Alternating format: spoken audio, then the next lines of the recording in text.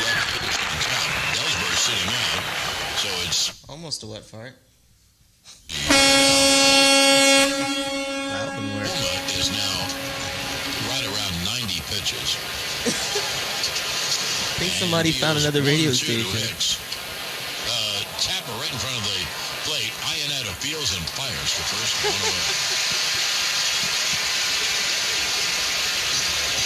You picking up the Yankees game or something? So there's one down. And here is Austin, who was singled in a run and reached on a fielder's choice. It seems like we're having some funny technical difficulties here.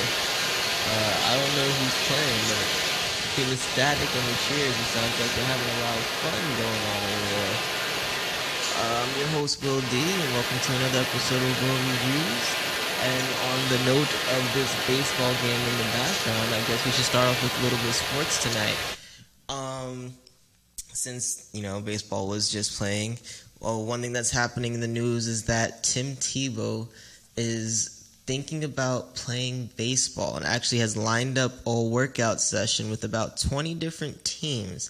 Now, for those of you who forgot, Tim Tebow is that super religious football player who went around with the Broncos, almost took down the Patriots a few years back, and completely got screwed out of his job the moment that Peyton Manning was up for sale. And Denver got rid of him, sent him away. He ended up in New York, got trashed from that team after not even playing a game, and was kind of just left to do sports news. But now he has a second chance at being a pro athlete. For those of you who didn't know, in 2005, he actually was still playing competitive baseball. He gave that up to play football all the time, and look where that got him. So, hopefully, he does well enough to get picked up by a team and sent to the minor leagues, and he can work his way up. I like the guy. I thought he was pretty good. He had a good college career. A lot of people said he was overhyped. He couldn't throw the ball. I'm like, this guy is a massive dude who can run. He can throw short passes. Most of the defenses couldn't tackle him by themselves. So he took Denver further than they've been in years. He wasn't Elway or anything. He wasn't Manning even, but they should have left him on the team, had Peyton train him, and right now they'd have a pretty strong quarterback going into this season without wondering what the hell they're going to do. So, I don't know. Good luck to Tebow. Another piece of news is more local. I don't know how many people actually know, but there's a pretty significant roller derby community here in New York City. And there are a lot of... looks like we're picking up that game again. Won the other two games as well. Certainly one of them. I'm hoping it's the Yankee game. At least I can catch it while I'm here. The last time I checked, they were up 3-0. So I want them to keep going. If anyone didn't know, I'm a true blue New Yorker. Yankees, Giants, Rangers, and Knicks. Yes, I said the Knicks. No matter how bad they do, I'm loyal. You're gonna boo being loyal? What? No. So there's a big roller derby community here in New York, and this weekend over at John Jay, they're actually having the roller derby finals. So for those who've never seen a roller derby match, it's like going to an old school 70s four-wheeling rollerblading skating rink, but instead it's all women. They put on pads and they try to make it a bit like track mixed with hockey, and they're like knocking each other over, trying to run by each other. There's a weird scoring system based off two people like in Quidditch that just run around everybody trying to get through. And it sounds really chaotic, but when you watch it, you kind of just get swept up in it. So if anyone has the opportunity, Saturday the 27th, go to John Jay, check it out. Show your support to these women who are doing their thing out there. Very physical, very strong athletes. I thought they deserve some love. It's going to be Manhattan versus Brooklyn, so if you're from either one of those boroughs, show your pride and rep your team. Now, this is the worst time of year for me because now it's another 4 years before the Olympics are back, and it saddens me because these are like the greatest 2 weeks ever if you're into any sports. And I know people are hyped for football, And I know, basketball is going to be coming back soon because basketball is literally all year long when you include the WNBA. And I could not care about either sports for those 2 weeks. I really couldn't. It's just all about the Olympics. So this year's Olympics, we had a lot of standout performances. We had Usain Bolt, who pulled off the triple, gold everything. Michael Phelps, Simone Manuels, Katie Ledecky, Simone Biles, Ali Raisman, Lauren Hernandez, Gabby Douglas, who I actually had the opportunity to meet today while at work, which was freaking awesome. And her arms are so ridiculously muscular. I feel like she could have beat me up. And with virtually no pollution, there will be also really cool at the same time. Humidity that makes shout out to Kylie Snyder, who's actually one of the youngest Olympians ever to win a gold medal. And Clarissa Shields, who is the first person from the U.S. to win double gold in her weight class in boxing. I thought that was a pretty impressive feat, considering. This is honestly, I don't care what anyone says. Team USA, this was our Black Olympics, where every one of us, and I say us as in my people, we're showing that we can do anything and everything, and walk away with medal after medal after medal in every sport. So shout out to my people. Shout out to the lady from Nigeria who sponsored herself to get to the Olympics and won a silver medal in an event that her country never even was in before. So this was the Black Olympics, not just for the U.S., but everywhere. We took over. So, shout out to all the black folk out there who were doing their things over at Rio. But not just that, but New York people were in this Olympics taking away medals. We won medals in track, a lot of medals in track. Justin Gatling, also the only other person besides Usain Bolt to win 3 medals in the same event at 3 different Olympics. And unlike Bolt, he didn't have all gold, but he did have one of each medal, which I think in and of itself is a feat. We won in fencing, we won in bronze, we won in gymnastics, we won in... What was the other thing? Really obscure one. Besides, we won in basketball. We had a lot of New Yorkers in basketball. We had a lot of New Yorkers in swimming, in track. But we won in some odd things this Olympics. And shout out to the city because we're doing everything at these games now. We got a lot of representation. We got a lot of good athletes. We got a lot of people who aren't even from New York coming to train here because they know the quality of stuff that we can do. So this Olympics was a great Olympics for someone like me, who comes from the city, who loves all sports, who got to see everyone and everybody do their thing. And still, I will say, ping pong stole the show for me. I love Usain Bolt. I was so excited for everything he did, but the ping pong matches, man, they're just so intense. These guys are just so skilled at what they do and just look so crazy. It's one of the most boring things to watch if you're waiting for your turn at camp and you're just waiting to play a game or you're at the YMCA or something. But the Olympic ping pong, the Chinese played like nobody else. Nobody else. And, shout out to them because they were so entertaining during these games. It's so true. It's one of the most random, obscure things, but they were doing their stuff out there. We're going to go on a commercial break, and when we come back, we're going to talk about what's been happening in New York. We haven't had a chance to talk about it much, so we're going to talk about what's been happening in New York and what's going on in pop culture. So, Charles, you hit me with the horn, and we'll be right back after this break. Don't worry, I'm not going on a cruise. Hello, my name is Araya. And I am Selena. When I grow up, I want to be a teacher. And when I grow up, I want to be a nurse. Did you know that individuals who drive while sending or reading text messages are 23% more likely to be involved in a car crash more than other drivers? Also, a car crash is typical, happens within the average of 3 seconds after a driver is distracted. The United States Department of Transportation notes that cell phones are involved in 1.6 million auto crashes in a year. That causes 500,000 injuries and takes 6,000 lives. On February 19, 2011, Ashley Jones Davis was killed in a horrific car accident. She was texting and driving when she left the center lane and drove head into a box truck. But she stopped short, writing in her final message, "I can't discuss this right now. Facebooking and driving is not safe." Because of this, a new law was made. We have families that will miss us. We also have futures. There is no text that cannot wait until later. So let's take this pledge and say no to texting and driving. Together we can spread the word and save a life. Don't text and drive.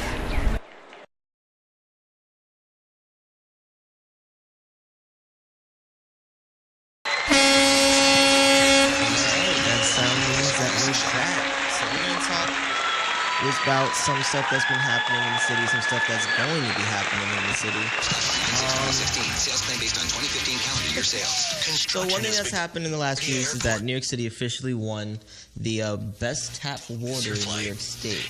They held a competition a little while back, having different people from all over come to the Natural History Museum and literally drink different tap water from areas in New York State, and everyone picked the city to have the best water. And I found this so funny because we over here at Nightline were talking about how the water filtration system in the Bronx is like supposedly the best, and how people who come sometimes will just drink the tap water out of nowhere. And I thought this was a ridiculous thing that they were just coming up with, but turns out now it's a thing, like an actual thing.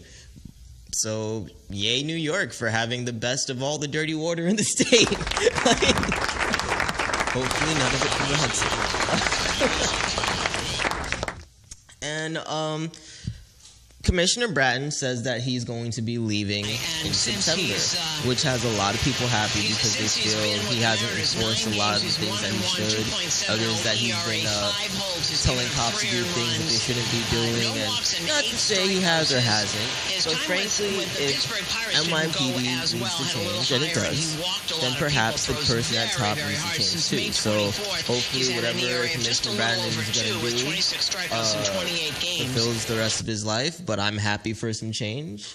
It's the same reason why people voted for Obama, and maybe this time something will actually change. Who knows? Here in the Southern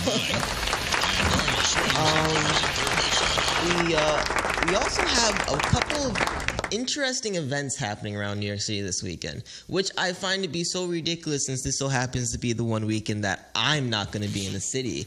I have to go out to Boston this weekend. But we have a week-long special event happening here in New York that's dedicated all to salsa and Latin pride starting this Sunday.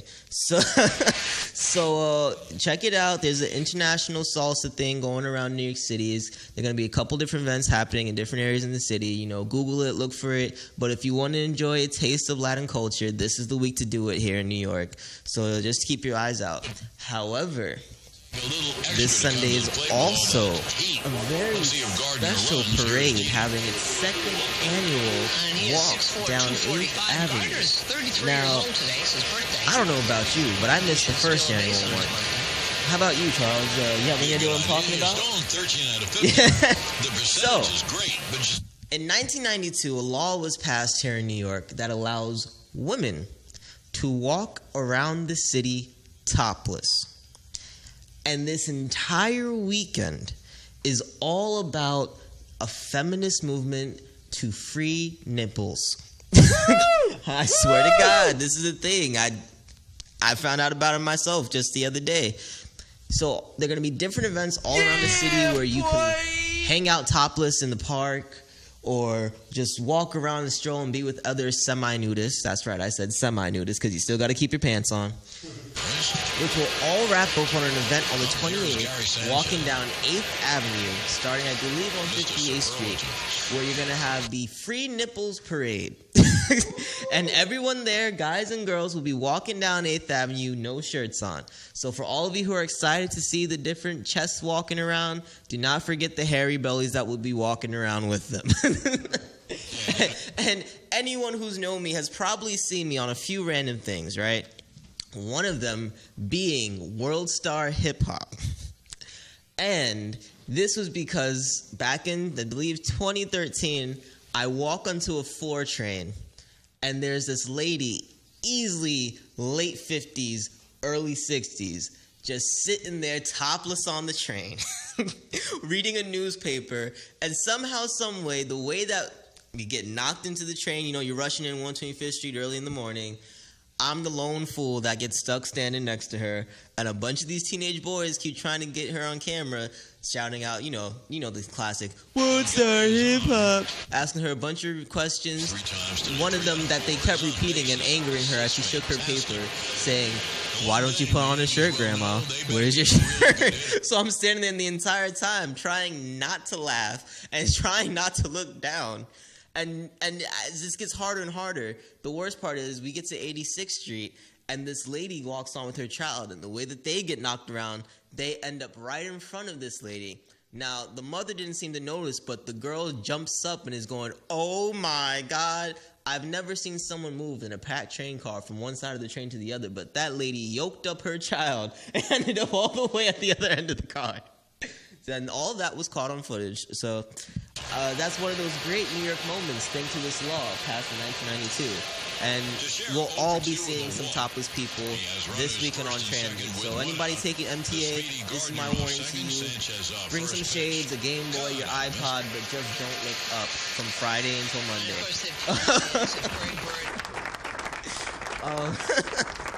I'm telling you, it's one of those great New York things because you're not going to find something like that anywhere else in the world. Another thing I wanted to mention was that for those of you living in the Chelsea area, around that 23rd Street Manhattan area, Popeyes, there is a Popeyes down there, folks, will be starting to give free delivery to you people. I'm so jealous because I know everyone up here in the Bronx, Brooklyn, Queens, Harlem would love if Popeyes would actually bring me my chicken. Because the worst part about Popeyes is standing on that long line on a Friday night. It's just like, look, I'm placing my order. If I have to wait 30 minutes comfortably in my bed with no pants on, just watching TV in my boxers, hanging out, I don't care. But if I'm standing on that hot line full of a bunch of people making a lot of noise just waiting for some chicken, and eventually, you always end up with the chicken that's not hot, that's what frustrates me. So this is something that every Popeyes all over needs to pick up. And if this means that people have to act right so that way Popeyes will actually come and deliver, I think this might be something that could calm the hood. Free chicken delivery. I don't know. Yeah, see, it's just maybe something that the rest of the chains need to think about, because I think this is a brilliant idea. A bit of funny celebrity news. Supposedly, according to The Fix, an online source, Mariah Carey the other day was doing a Netflix and chill with her new millionaire fiance. And in order to set the mood, this man puts on Beyonce, Broken Love, followed by Mariah Carey's response of taking the laptop playing the music and throwing it out the window. Now, I understand maybe you just don't like other divas. And sure, he has a lot of money, but you hear a song that you don't like and you throw a computer out a window? And then you wonder why you and Nick didn't work out. I'm just saying, maybe that's just me. I think the chick's crazy, because there was another report of her a few months back literally almost choking on her food because somebody in a restaurant was playing J-Lo. Now that's just ridiculous. And then there are the other rumors that she only makes love to her own music. That's vanity to a whole nother level. And I think we know some people who... Yeah, I know that's right. Exactly. We know some people who are vain, but I don't know if they're that vain. They can only make love to themselves. Literally. So, I don't know. Some funny celebrity news there. Maybe, Mariah Carey needs some help. No, she definitely needs some help. But I'm just trying to be really nice about it. We also had the crazy wannabe Spider-Man a few weeks back climbing up the Trump Towers, followed by Ryan Lochte and his whole fake story about getting robbed in Rio. And in these cases, we see these white people do these ridiculous things, and nothing really happened. Like the guy who climbed the building was taken into custody for a while. Ryan Lochte is getting a boys will be boys, but he's losing his endorsements from Nike and Speedo and all those other people. But frankly, if it was anybody black, they would have. You would have been lucky if they just got arrested, put in jail, whatever. Definitely, at least the dude climbing the building would have been shot. The black guy, if it was a black athlete, anyone on the USA basketball team would be kicked out the NBA. Might be sent back to Rio for extradition. All this other nonsense, but these guys, boys will be boys. It's okay, don't worry about it. It's fine. I think this is ridiculous. There should be harsher stuff for the nonsense that these guys have done. Not to say that, these are major felonies, but let's just hold these guys accountable for the crap that they started. Because you hold my people accountable. Let's hold these guys accountable, especially since they're supposed to be, like upstanding citizens, right? This should be worse when they do things like this because you don't expect it of them as you do of us. But double standards. 9 mile an hour fastball. He's right? 29. And was drafted by one the thing I Marlins found for funny Pittsburgh, and now over from here, the he's world of 29, science, throws because I love 100, these so random, two really organizations have random, been right, stories that come into these science reviews. But supposedly divorce rates increase in the months of March and in August. And the idea is that in other months, besides these two, there are these other holidays that kind of, people feel it's a little bit rude to divorce someone in these holidays. And, the math actually shows that in the month of December has the lowest amount of divorce rates. You're assuming because of Thanksgiving and Christmas kind of smushing the month together, ending in New Year's. It's just not the right time to break someone's heart, I guess. But, supposedly this is a thing. So, as we move into spring and the weather gets warmer, or, you're upset because you couldn't bag anybody in August, people, you might want to start fixing your relationships in February and July. just a heads up. Maybe take that nice little trip for the weekend and, fix some of your problems. Because other than custody battles, August is a month for divorce, and so is March. Because people don't want to return their children to the rightful owner in September. It seems like school starts. So these are things. So there's some stuff from the news that some of y'all might want to just pay attention to. And we're gonna go back on commercial break, and when we come back, we're gonna talk a bit of movie talk, a little bit of TV talk, what's coming, what's going, and tune in. So Charles, hit me with the horn. We're gonna take a little cruise into some music. We'll be right back.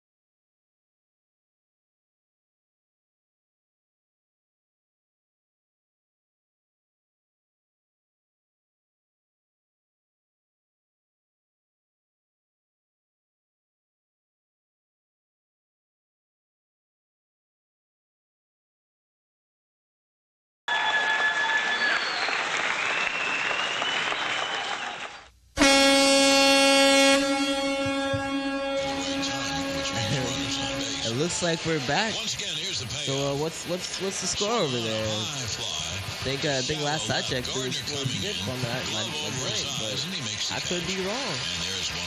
I doubt it. Anywho, and he's used his slider a lot. That sinking fastball, we're gonna talk a little bit of movie talk right now. So, because last week I saw the most ridiculous of adult movies, I decided this week I would see something that's a bit more family friendly.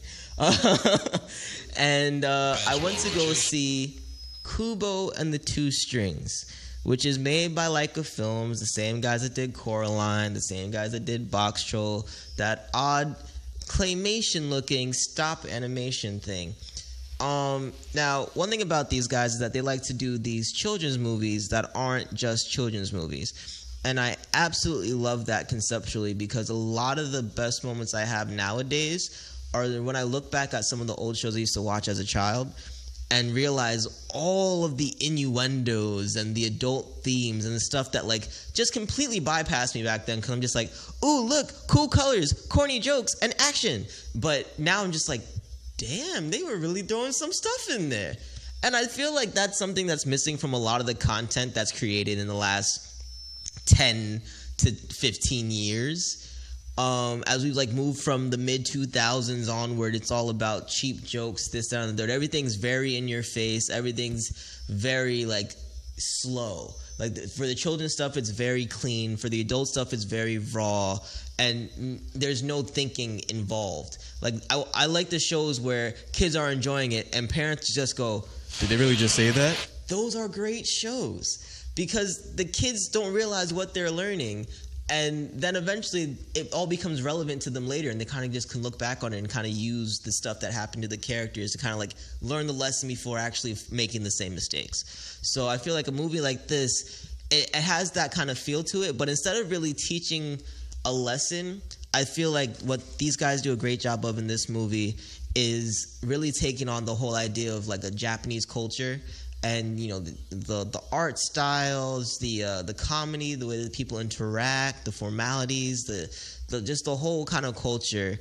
They find a way to kind of throw in there, Americanize it, of course, so that way we can still relate. But the way that the movie kind of teaches you something at the end isn't exactly like, it's not the traditional happy ending.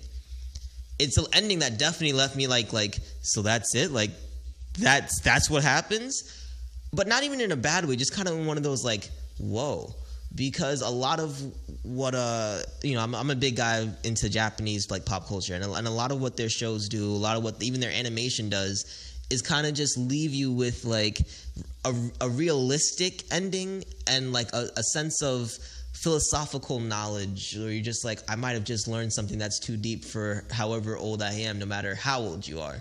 And that's what this movie does, which is why I'm like, they found a way to kind of keep true to the Japanese culture. So I give this movie a 4 out of 5 stars. I thought it was brilliant. It was entertaining from start to finish. Like, the first line is, if you're gonna blink, blink now, and do not miss a thing, do not forget. And I was just like, I'm not gonna blink. I can't blink for like the next 2 hours. I'm like, oh snap! Like, it was just great from beginning to end. It was just very entertaining.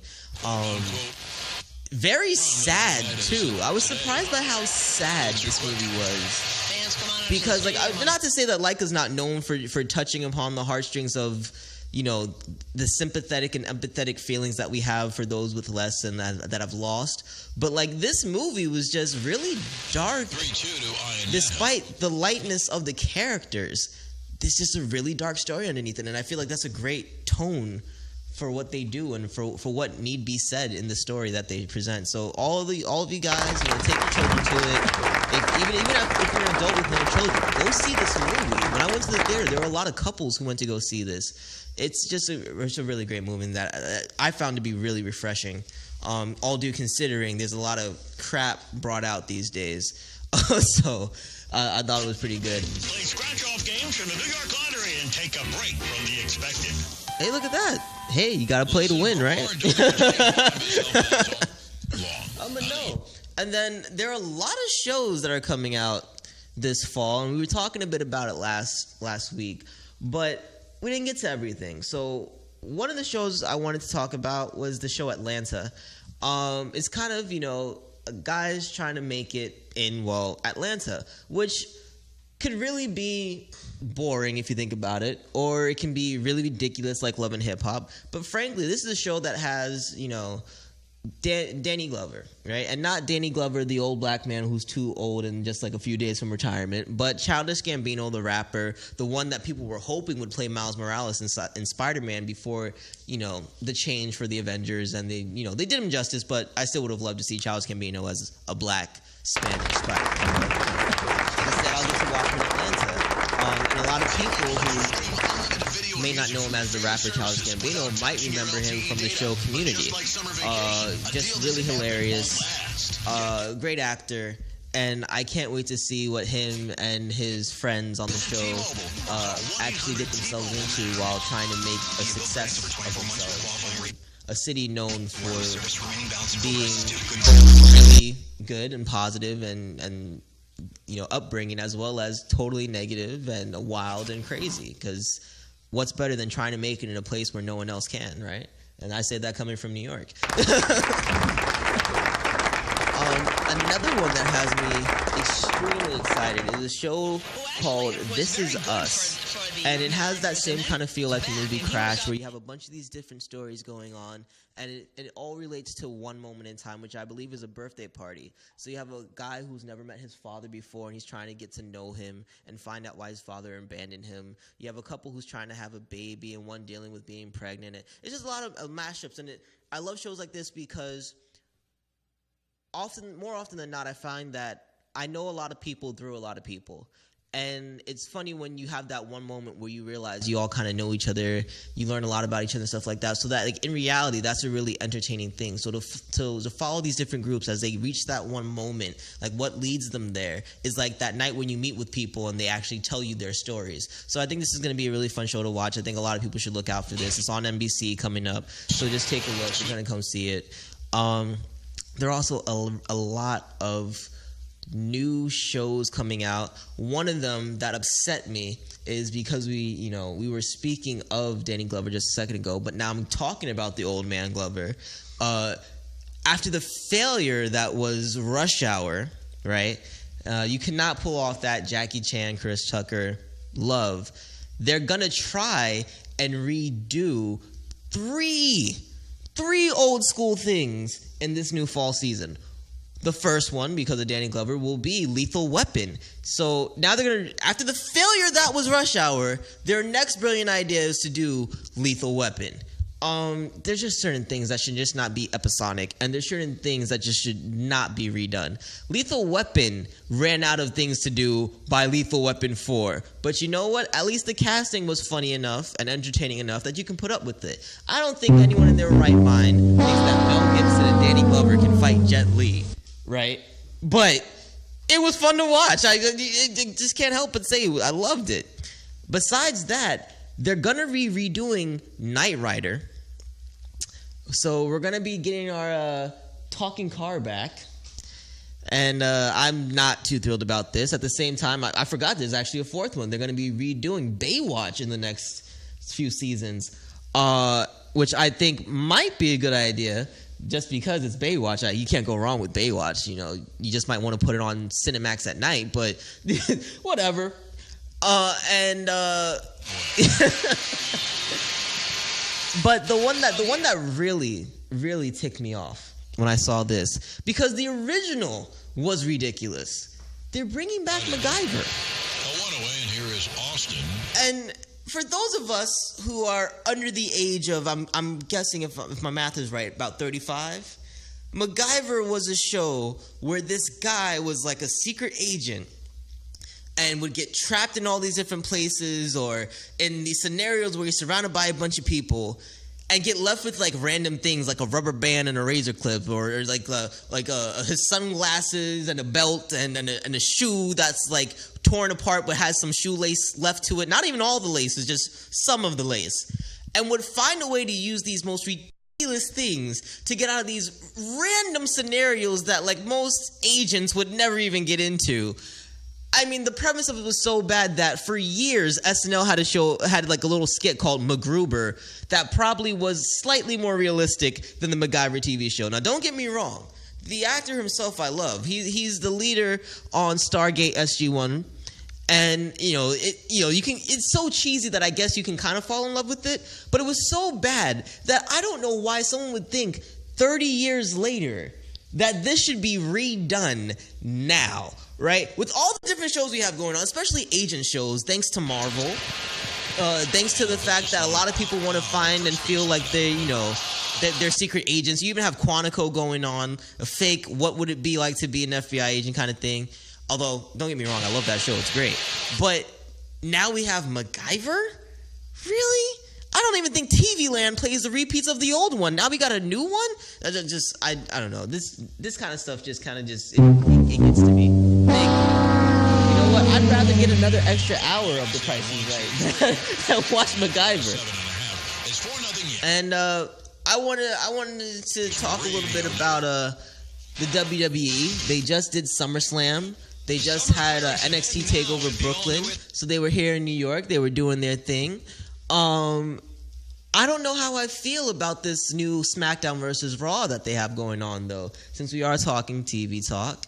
I was so excited for this because back in the late 2000s they did this, and they had the general managers fighting. The one of the best video games they ever had was like SmackDown versus Raw 2008. It was great, but the way they divided up rosters was corny. They were like, well, Raw has 3 hours and not 2, so they get to pick, more stars than you do. Which, again, was the issue with SmackDown in the first place, is that all their second-tier people ended up on one show at one point. And I feel like, not to say all of them are second tier, but you split up the rosters. You don't even get the best of the best on each show. You get a bunch of these good people with a bunch of these whack people, a lot of these really whack matches just to fill up space before the main event. I mean, I can go on and on about how much I'm not a fan of a lot of the wrestlers in the new roster. I feel a lot of them are very gimmicky and annoying, but I would hope that WWE would put more into their weekly episodes, which is really what makes a name for themselves, rather than try and save everything for the pay-per-views. I feel that the two main brand shows have kind of fallen off and that NXT has been more entertaining. Despite, Finn Balor winning the new championship, that kind of just looks like a male version of the Divas title. That was probably the best part to this whole SummerSlam thing, just because it's nice to see a fresh face take over and explain why the hell he lost in the first place in NXT. But, I think we're going to see Samoa Joe move up in the ranks now that he lost the NXT title. I'm kind of hoping Asuka comes from NXT to the women's division of SmackDown with that title and do some work, because she's just badass. NXT is supposed to be what raises the game for wrestlers to get them prepared for the main brand. But in all honesty, with their weekly episodes being very entertaining, despite finding a way to fill an hour with talking and a few matches, and still just kill a 3-hour show, a 2-hour show with a bunch of these top-tier wrestlers, some of them who moved up from NXT and just are getting really crappy storylines. Like, how many more times can I see Sami Zayn fight his nemesis every freaking week? And I'm just like, okay, I love Kevin, I love Sammy, but can they fight somebody else, please? Because it's so boring when, in the middle of one of their matches, the other one's going to come and interrupt it. It's too predictable. So, Vince, I see you doing your thing. You're opening up the cruiserweights again, trying to compete with the X division of TNA. Thank you for that. You got a lot of these NXT kids moving up because they're very talented, but you said you wanted to raise the game. So raise the game. Don't just say because we're making it versus that it's good. Like, actually make it good. I don't know. Maybe it's just me. Maybe that's just how I feel. But I know a lot of people who are upset with the current state of the WWE. And if you have to redo all the stuff from the Attitude Era to bring it back, well, please bring it back, because you've already been ripping yourself off and it's going absolutely, positively nowhere. So, we're going to go on another break. And when you come back, we're going to come back with my Instagram photo pic. And I'm going to do a couple of shout-outs because, again, this is a pretty big weekend coming up. Not just for me, but for some other people. So we'll be right back after this commercial break. Charles, take me on a cruise.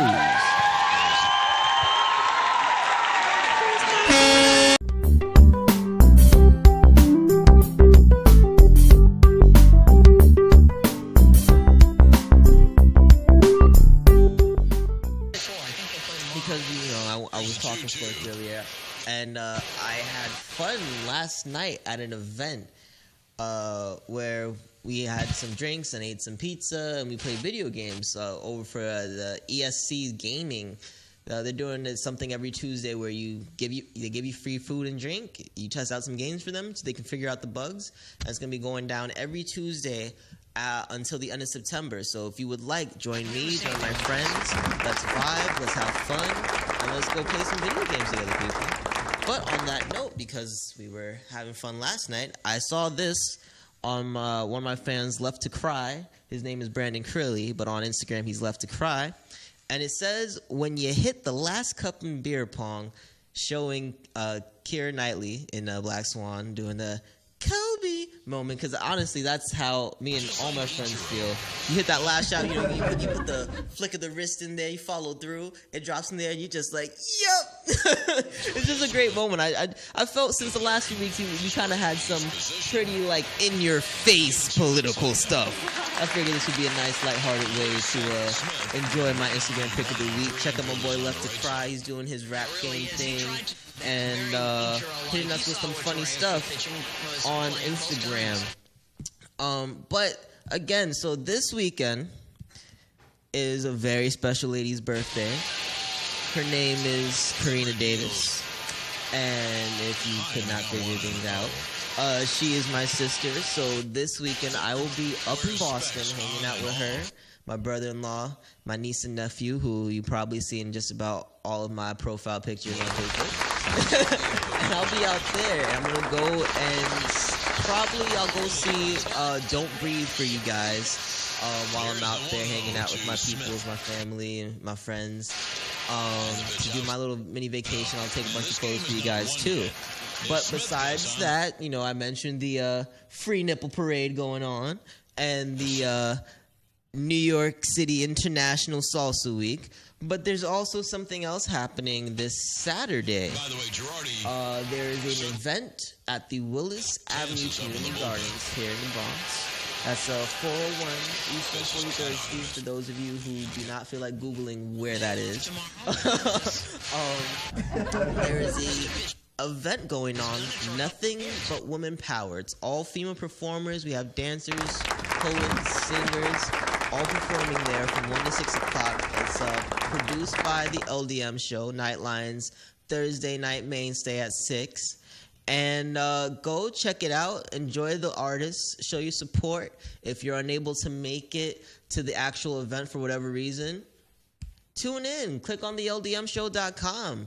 And you can see the performers live on your phone, on your computer, wherever you're at. If you're abroad, like some of our viewers here at Nightline, you can definitely check it out and see it there. So the LDMshow.com, or actually come down, enjoy the event live, get wrapped up in the atmosphere, meet the performers, eat the food that's going to be there, maybe talk to a vendor or two to see, what products are around, and just come through to hang out for the day. Some good music, good people, good vibes. Swing through.